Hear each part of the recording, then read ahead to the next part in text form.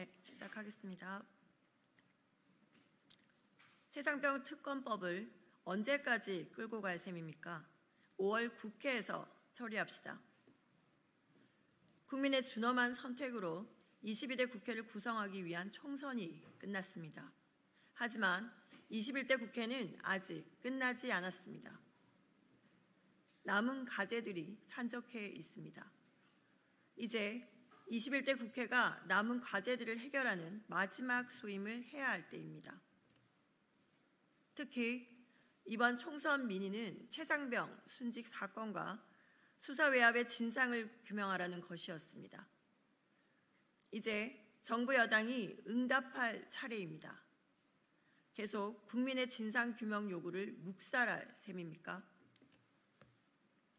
더욱이 수사 외압의 핵심으로 지목된 국가안보실을 전부 잔류시켜 대통령의 진상규명 의지를 묻지 않을 수 없게 합니다. 윤석열 대통령은 답하십시오. 계속해서 젊은 해병대원의 죽음을 은폐하고 강직한 군인을 명령 불복종으로 조작할 셈입니까?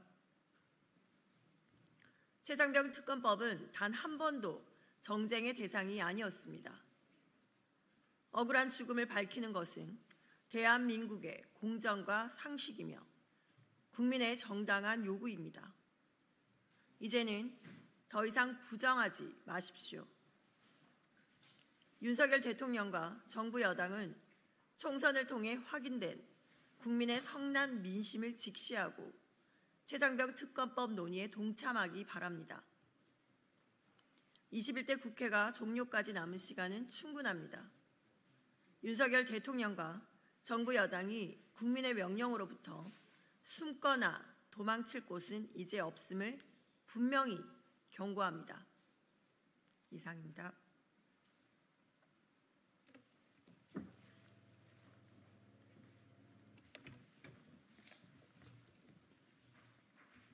다시 해달라고요?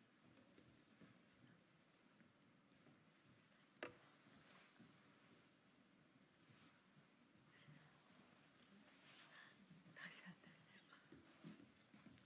녹음이 안 되죠.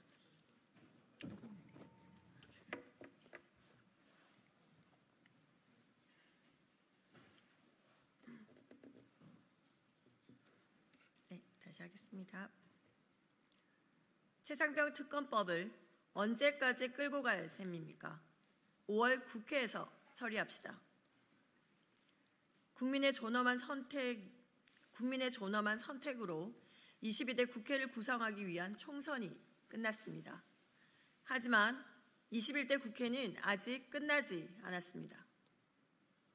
남은 과제들이 산적해 있습니다. 이제 21대 국회가 남은 과제들을 해결하는 마지막 소임을 해야 할 때입니다. 특히 이번 총선 민의는 최상병 순직 사건과 수사 외압의 진상을 규명하라는 것이었습니다. 이제 정부 여당이 응답할 차례입니다. 계속 국민의 진상규명 요구를 묵살할 셈입니까? 더욱이 수사 외압의 핵심으로 지목된 국가안보실을 전부 잔류해서 대통령의 진상규명 의지를 묻지 않을 수 없게 합니다. 윤석열 대통령은 답하십시오.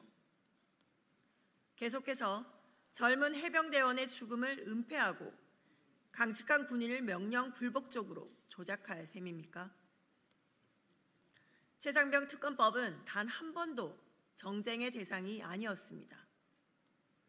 억울한 죽음을 밝히는 것은 대한민국의 공정과 상식이며 국민의 정당한 요구입니다.